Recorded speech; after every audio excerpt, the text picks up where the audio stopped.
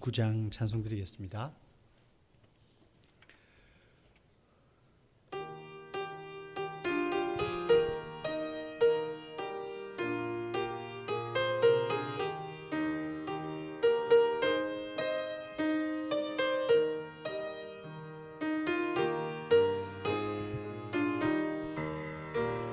선한 목자 되신 우리 주 항상 인도하시고 푸른 풀밭 좋은 곳에서 우리 먹여주소서. 선한 목자 구세주여 항상 인도하소서. 선한 목자 구세주여 항상 인도하소서.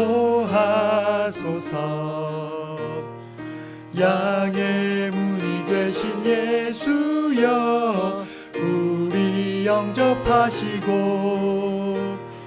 길을 잃는 양의 무리를 항상 인도하소서. 선한 목자 구세주여 기도 들어주소서. 선한 목자 구세주여 기도 들어주소서.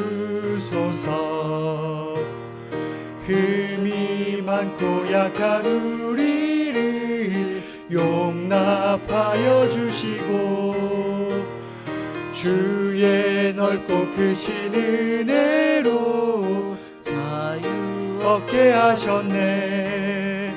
선한 목자 구세주여 지금 나아갑니다. 선한 목자 구세주여 지금 나아갑니다. 일찍 주의 뜻을 따라서 살아가게 하시고 주의 크신 사랑 베푸사 따라가게 하소서. 선한 목자 구세주여 항상 인도하소서.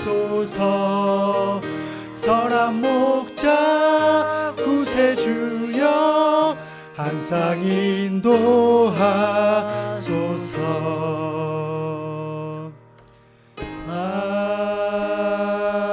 아멘. 기도드리겠습니다. 자비하신 아버지 하나님, 지난 3일간 하나님의 은혜로 우리의 삶을 지켜주심에 감사드립니다. 그대의 화답하는 마음을 가지고 이렇게 하나님의 전에 나와 주님의 성호를 높이고 주의 말씀을 듣기를 소망합니다. 오늘 이곳 가운데 주의 은혜로 충만케 채워주시고 부족한 종의 입술을 통하여 하나님의 심정과 하나님의 방법과 하나님의 속성이 온전히 증거될 수 있도록 은혜 다하여 주시옵소서. 감사드리며 예수님 이름으로 기도드립니다. 아멘.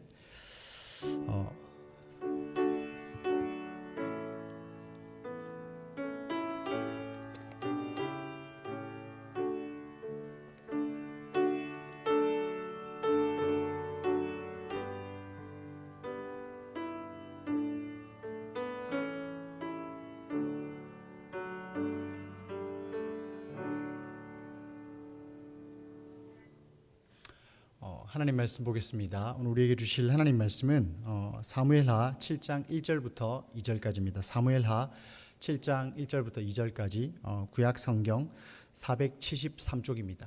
사무엘하 7장 1절부터 2절까지 같이 한번 한 목소리로 이렇게 합독하도록 하겠습니다. 읽겠습니다. 시작. 여호와께서 주위의 모든 원수를 무찌르사 왕으로 궁에 평안히 살게 하신 때에 왕이 선지자 나단에게 이르되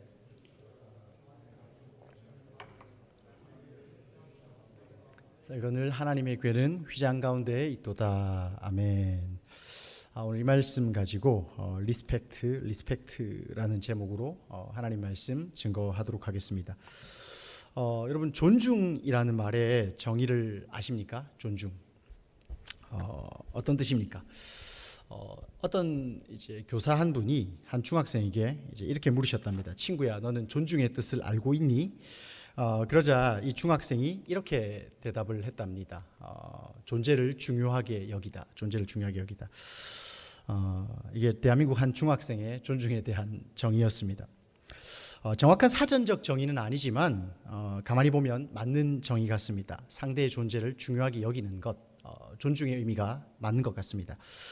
그렇다면 정확히 존중이라는 단어의 사전적 정의를 찾아보겠습니다. 표준국어대사전, 국립국어원에서 편찬한 표준국어대사전에 보면 존중이라는 명사는 저렇게 정의가 기입되어 있습니다. 높이여 귀중하게 대함, 높이여 귀중하게 대함. 가만히 보면 아까 그 중학생의 정의와 거의 일치하죠. 상대의 존재를 중요하게 여기다, 높이여 귀중하게 대함, 어느 정도 비슷해 보입니다.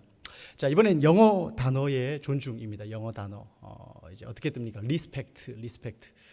다시 보다. 예. 다시와 보다의 조합이라는 거죠. 그러니까 한 번 보고 아닌 것 같아 생각을 하다가 다시 보고서 다시 보니까 맞는 것 같네 라고 생각하는 것, 이게 영어 단어의 존중의 뜻이라는 겁니다. 다시 보다, 다시 생각해 보다. 존중을 정리하면 두 가지인 거죠. 국어 사전적으로 볼 때는 높이여 귀중하게 대함, 영어 사전적으로 볼 때는 이제 존재를 다시 생각하는 것, 다시 보는 것. 그러니까 이 두 가지를 묶으면 아니다라고 생각했는데 다시 생각을 해서 다시 생각해 보니까 맞는 것 같아 해서 상대방의 존재를 높이여 귀중하게 대해주는 것, 그것이 바로 존중이 아닐까 싶습니다. 근데 이에 부합하는 적절한 사례가 있습니다. 그 한 선생님의 이야기인데요.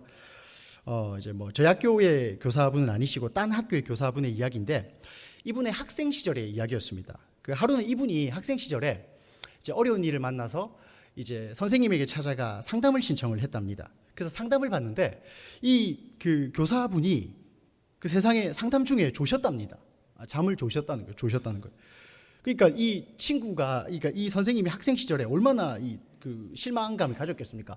나는 심각하게 지금 내 마음을 토로하고 이야기하고 있는데 선생님이라는 존재가 졸고 있다. 그래서 이 당시 이제 학생이, 선생님이기 전에 학생이었죠. 친구들에게 막 그 선생님 욕을 하고 다녔답니다. 세상에 내가 심각하게 그 진심을 토로하고 있는데 선생님이 조시더라. 어떻게 교사라는 존재가 그럴 수 있냐. 1도 공감하지 못하고 막 그렇게 욕을 하고 다녔다라는 거예요. 근데 이제 그 학생이 커서 교사가 됐습니다. 교사가 됐어요. 근데 이 원숭이도 나무에서 떨어진다고 자기가 교사가 되고 같은 실수를 범했다라는 거예요. 같은 실수를. 자신의 학생과의 상담 중에 졸아버리신 거예요. 그 순간 뜨끔을 하신 거죠. 와, 이제 큰일 났다. 이제 내가 과거에 욕했던 그 욕을 이 친구도 똑같이 하겠지. 얼마나 많은 안티들이 전교생 가운데 양산이 될까. 막 조마조마했는데 그 대반전이 한 가지 일어났더랍니다. 어떤 반전인가 하면 그 친구가 이 선생님 칭찬을 하고 다녔다는 거예요. 칭찬. 그 어떤 칭찬을 했나 궁금해서 살펴보니까 이런 이야기를 했다는 거예요. 얘들아, 우리 선생님 너무 좋다. 왜 좋냐 하면 엄청 피곤해 보이셨는데 그 와중에도 나의 이야기를 잘 들어주시더라. 그렇게 칭찬을 하고 다녔다는 거예요. 분명 어떻게 졸 수 있지? 난 정말 심각한데 어떻게 교사라는 존재가 이럴 수 있지라고 생각할 수 있는데 그게 아니라 그 학생은 리스펙트, 다시 보는 자세가 있었다라는 거예요. 그래서 그 교사를 다시 보고 귀중하게 대해주었다는 거죠. 그런데 그러던 어느 날이었습니다. 그러던 어느 날 이 선생님이 열심히 수업을 하시는데 자신의 수업 시간에 조는 학생이 있더라는 거예요. 그래서 조는 학생을 딱 보고 순간적으로 욱하는 마음에 온갖 나쁜 생각이 다 밀려온 거죠. 왜 저렇게 졸까? 졸 거면 오지를 말든가. 저렇게 잘 잘 거면 차라리 숙박비라도 내고 자든가. 뭐 이런 막 생각들이 막 부스부스 밀려왔다는 거예요. 욱하는 마음에. 그렇게 수업이 끝이 났습니다. 근데 갑자기 그 학생이 다가오더니만 선생님께 이런 말을 했다라는 겁니다. 선생님, 저 어제 공모전 때문에 2시간밖에 잠을 못 잤습니다. 근데 선생님이 너무 보고 싶어서 여기에 찾아왔습니다. 그 순간 뜨끔했다라는 거예요. 바로 이 리스펙트, 다시 보는 능력이 없어서 그 학생을 존중하지 못했다라는 거죠. 그렇습니다. 이 다시 보는 능력, 리스펙트만 가지고 있었다면 이 아이를 높이어 귀중하게 대했을 것입니다. 존중, 국어 사전적으로는 높이어 귀중하게 대함, 영어 사전으로는 다시 봐서 다시 보다. 이 두 가지를 조합하면 다시 봐서 상대를 높이어 귀중하게 대해주는 자세, 그게 바로 존중의 자세가 아닐까 생각을 합니다. 그런데 우리 하나님께서도 이 존중을 원하십니다. 우리 하나님께서도 인격적인 존재이시므로 우리 인간들에게 이 존중, 다시 주목을 받고 다시 높이어 귀중하게 대해줌을 받기를 원하신다라는 거죠. 이 리스펙트를 원하신다라는 거죠. 그 근거가 성경 안에 나와 있습니다. 사무엘상 2장 30절이죠. 같이 한번 읽으실까요? 읽겠습니다. 시작. 나 주 이스라엘의 하나님이 말한다. 이제는 내가 나를 존중하는 사람들만 존중하고 나를 경멸하는 자들은 수치를 당하게 할 것이다. 나 주의 말이다. 표준 새 번역의 버전입니다. 사무엘상 2장 30절의 9절이죠. 엘리 제사장을 향한. 하나님께서도 존중의 자세를 원한다라는 거예요. 사람으로부터 이 다시 봐짐, 그 높이어 귀중하게 대함을 원하신다라고 성경은 우리에게 이야기하고 있습니다. 그리고 이 존중을 하나님께 온전히 드리는 자들에게 동일하게 존중의 자세로 예우해 주신다라고 성경은 우리에게 이야기하고 있습니다. 이스라엘의 이대왕 다윗이 이것을 굉장히 잘했습니다. 이스라엘의 이대왕 다윗이 하나님께 이 존중을 드림으로써 정말 엄청난 축복을 약속받았습니다. 그 수많은 약점을 뛰어넘어서 말이죠. 자, 그 존중의 근거를 먼저 한번 보도록 하겠습니다. 사무엘하 7장 1절을 같이 한번 읽어 보실까요? 7장 1절 2절 읽겠습니다. 시작. 여호와께서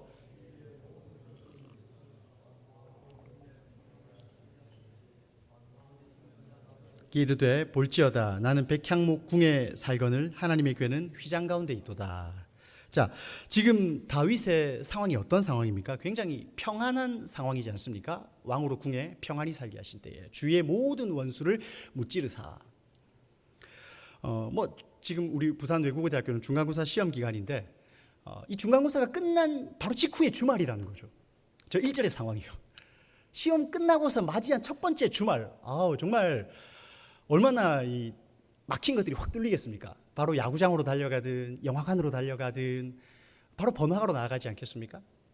1절에 저 다윗의 상황이 중간고사 끝난 직후에 바로 주말의 상황이라는 거죠. 아니면 수능 1등급을 탁 받고서 원하는 등급의 점수를 받고서 수능 이후에 운전면허 학원에서 운전면허를 배우고 있는 그 상황. 인생에서 정말 두 번 다시 없을 그 황금기라는 거죠.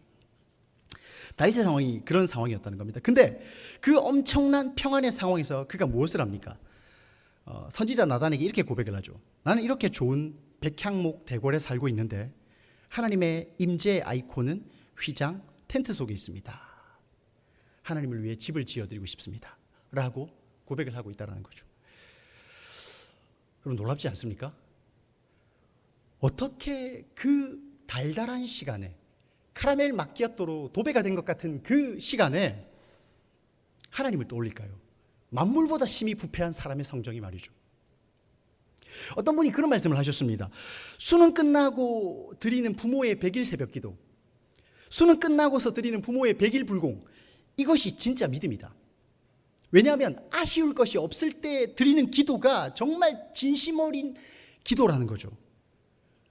그런데 지금 다윗이 하나님께 바로 그러한 믿음의 자세를 올려드리고 있다는 겁니다. 하나님이 필요 없을 것 같은 순간, 수능이 끝난 순간, 그때 자신의 진심을 하나님 앞에 올려드리는 모습을 보이고 있다는 거죠. 여러분 사실 다윗이라는 인물을 가만히 관찰하면요, 그 인생에서 평안이 잘 없었던 인물이죠.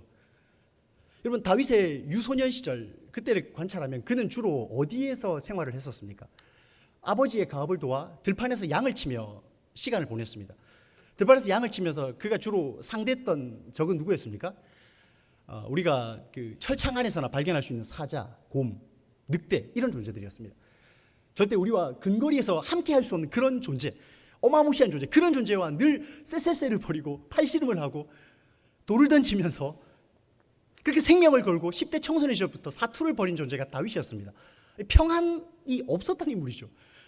그러다가 10대 후반에 만나게 된 상대가 지역 최고의 파이터 3m 거인 골리앗이었습니다. 그리고 그 사건으로 이락 스타덤에 오르자 어떤 일이 발생합니까? 그 나라 최고 통수권자의 표적이 되어 무려 13년이라는 세월을 대통령과 술래잡기 런닝맨을 벌였습니다. 그의 인생을 가만히 살펴보면 죽는 그 순간까지도 뭐 아들에게 시달렸으니까요. 이 평안이라는 단어가 정말 어울리지 않는 인생이었습니다. 어쩌면 오늘 저 7장 1절에서 왕으로 궁에 평안히 살게 하신 때에 정말 그의 인생에서 얼마 있지 않았던 그 엄청난 생소한 시간이었습니다. 근데 그의 생에 어색했던 저 처음 맞아본 평안의 시간에 그는 무엇을 하는가 하면 하나님을 생각하고 있습니다. 내가 하나님을 위해 뭘 할 수 있을까? 나는 이렇게 좋은 대궐에 살고 있는데 하나님의 임재의 아이콘은 저 텐트 한가운데 짱 박혀 있습니다. 내가 하나님을 위해 뭘 해드릴 수 있을까요? 하나님이 전혀 필요 없을 법한 순간에, 하나님이 일도 생각나지 않을 법한 순간에 그 타락한 아담의 후손의 성정으로 절대자 여호와 하나님을 생각하고 있더라는 겁니다. 그런데요, 그런 다윗에게 하나님 그냥 있지 않으시죠. 저렇게 하나님을 리스펙트하고 존중하고 예우한 저 인생을 향해 하나님이 오늘 본문 7장에서 정말 놀라운 존중과 예우로 화답을 해주십니다. 그 첫 번째가 바로 7장 9절이죠. 7장 9절. 자, 같이 한번 우리 읽으실까요? 시작.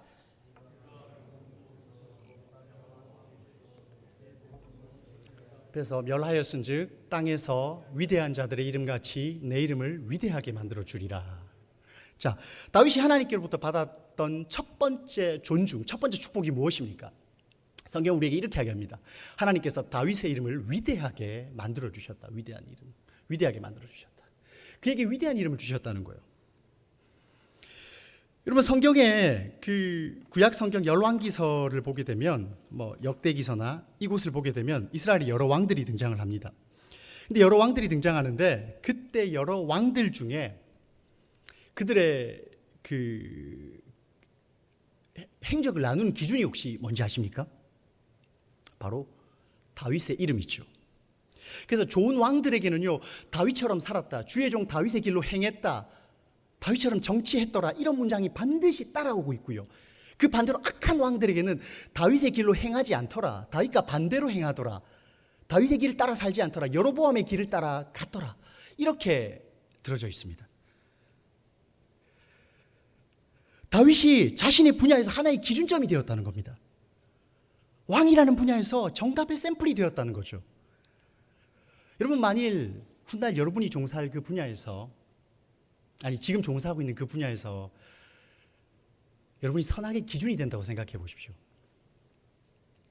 여러분처럼 하시면 좋은 학자, 여러분처럼 하시면 좋은 교수, 여러분처럼 하시면 좋은 사업가, 여러분과 반대로 행하면 나쁜 학자, 나쁜 교사, 나쁜 사업가.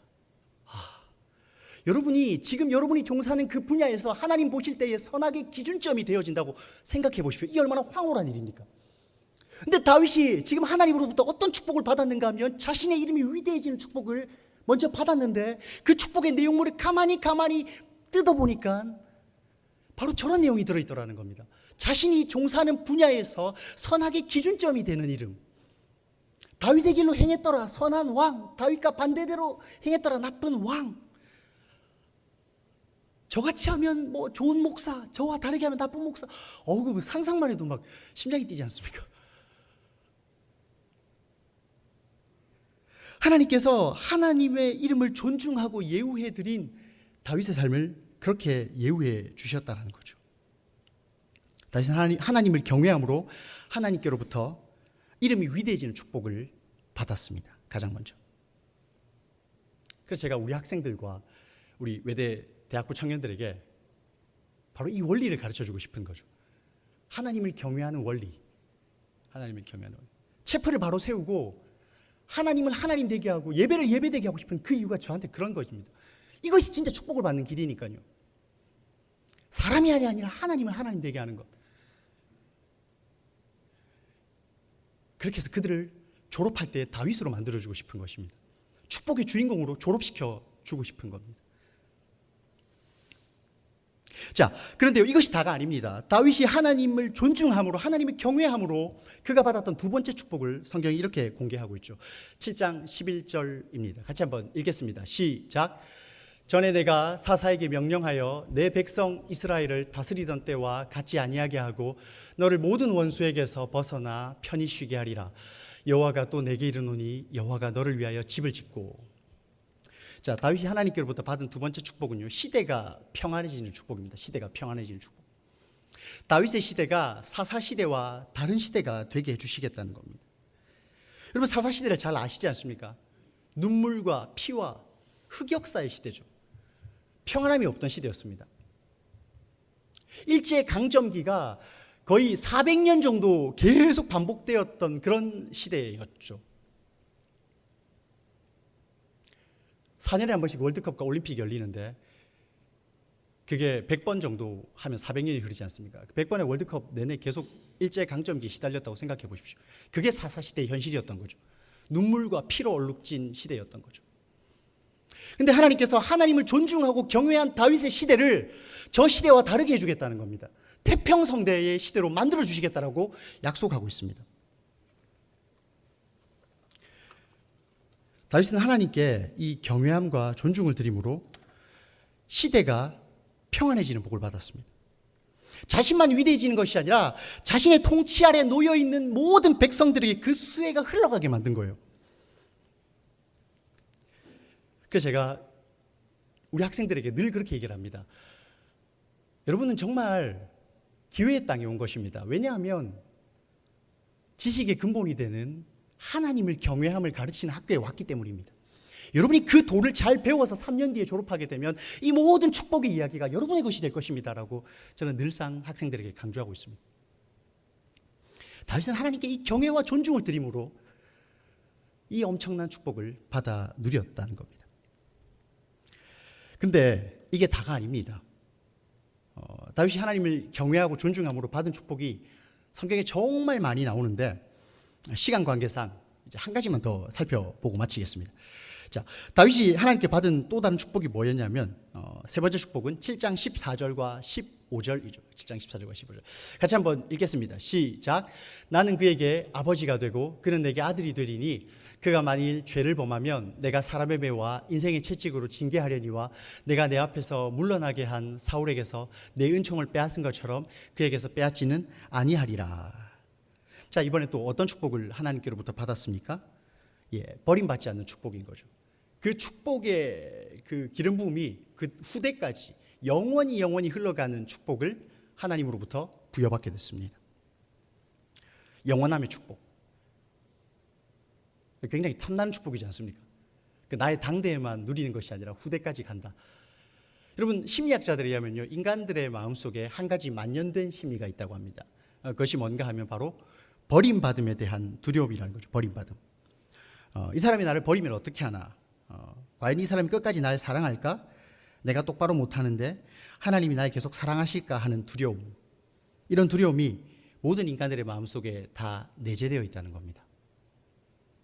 태초부터 에덴에서 방출당한 인간들에게는 근원적인 두려움이라는 거죠. 다윗에게도 역시 이 두려움이 존재했을 겁니다.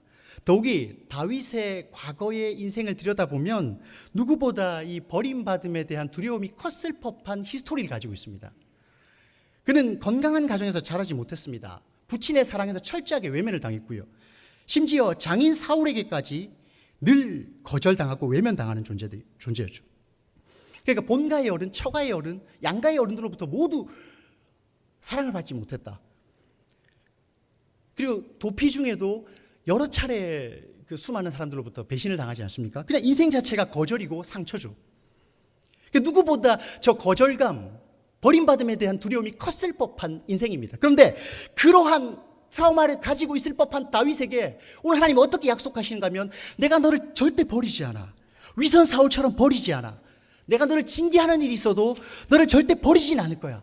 영원히 이 은총을 너의 가문 대대까지 흘러가게 해줄게 라고 약속하고 있더라는 겁니다. 이 말씀처럼 하나님은 다윗의 가문을 끝까지 버리지 않으시죠. 그가 실수하고 넘어져도 그 신실하심으로 끝까지 인도하시고 계시더라는 겁니다. 지금 다윗이 받은 축복들을 가만히 살펴보면 놀랍습니다. 하나님께 경외함과 존중함을 올려드린 이후에 그는 자신의 이름이 위대해지는 축복을 받았고요. 자신의 시대가 평안해지는 축복을 받았습니다. 그리고 그 축복이 자신의 당대에 끝나는 것이 아니라 후대까지 이어지는 엄청난 축복을 약속받았습니다. 하나님을 향한 경외함, 하나님의 하나님 되심, 이 원리를 반드시 알아야 된다는 거죠.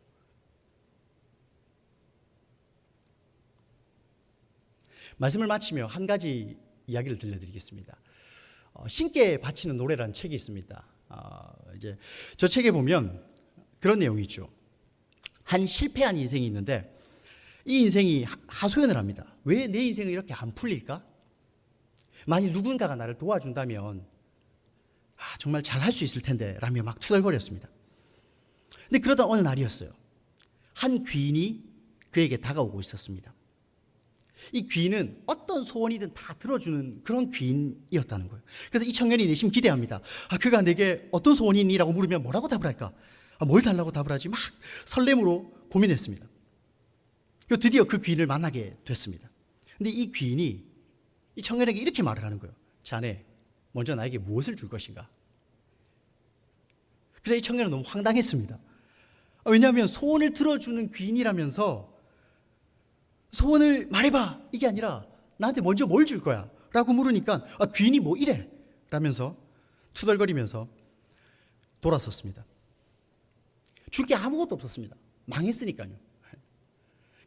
그냥 막 호주머니를 뒤지다가 보니까 한쪽에 밥풀 하나가 있었다는 겁니다. 작은 밥풀 하나. 이 밥풀 하나 탁 꺼내더니만 그냥 이거나 가져가세요 하고 툭 던져줬다는 겁니다. 그런데 그러자 놀라운 일이 한 가지 일어났습니다. 반대편 주머니를 탁 손을 넣어보니까 황금으로 된 밥풀이 하나 나오더라는 겁니다.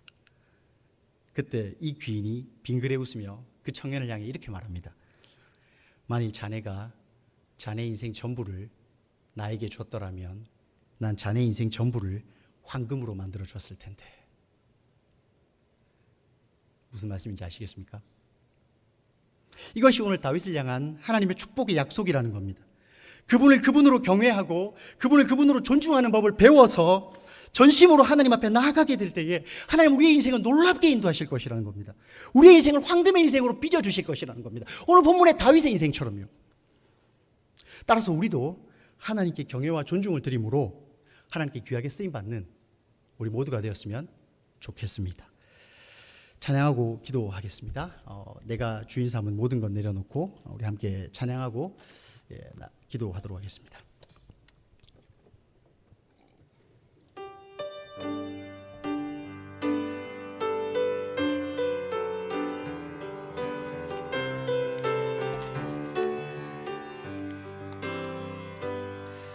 내가 주인 삼은 모든 것 내려놓고 내 주 되신 주 앞에 나가 내가 사랑했던 모든 것 내려놓고 주님만 사랑해. 내가 주인 삼은 모든 것 내려놓고 내 주 되시 주 앞에 나가 내가 사랑했던 모든 것 내려놓고. 다윗의 고백입니다. 주님만 사랑해. 주 사랑 거친 풍랑에도 깊은 바다처럼 나를 잠잠케 해. 주 사랑 내 영혼의 반석 그 사랑 위에 서리. 주 사랑 거친 풍랑에도 주 사랑 거친 풍랑에도 깊은 바다처럼 나를 잠잠케 해. 주 사랑 내 영혼의 반석 그 사랑 위에 서리.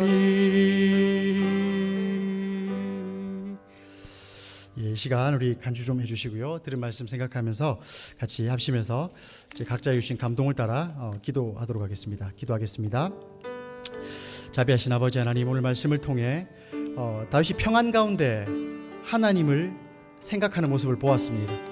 하나님이 필요 없을 법한 순간에,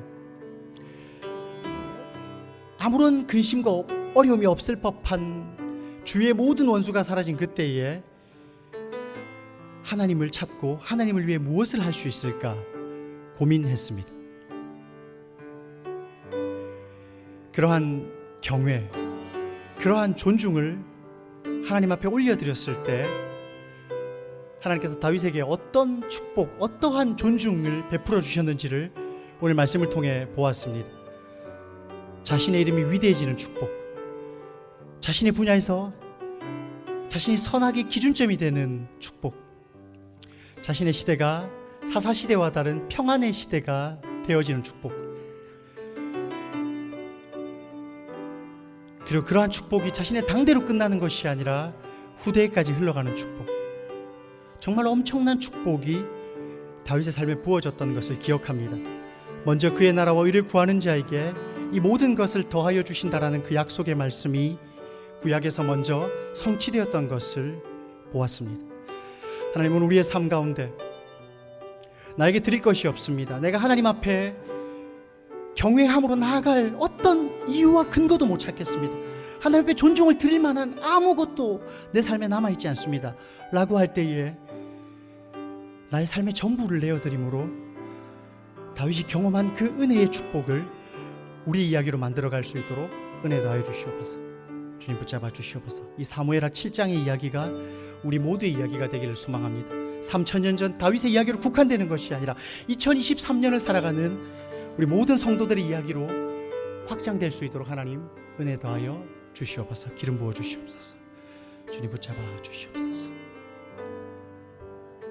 예수님 이름으로 기도드립니다. 아멘. 주기도문 드리겠습니다.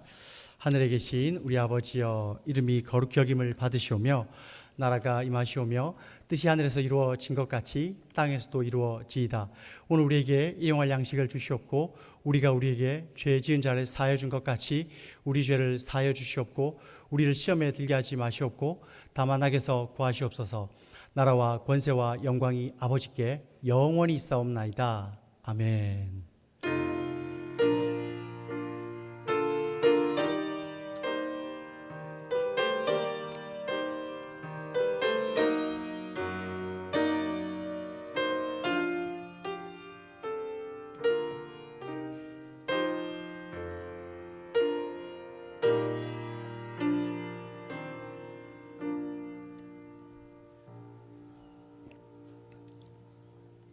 예배 마쳤습니다.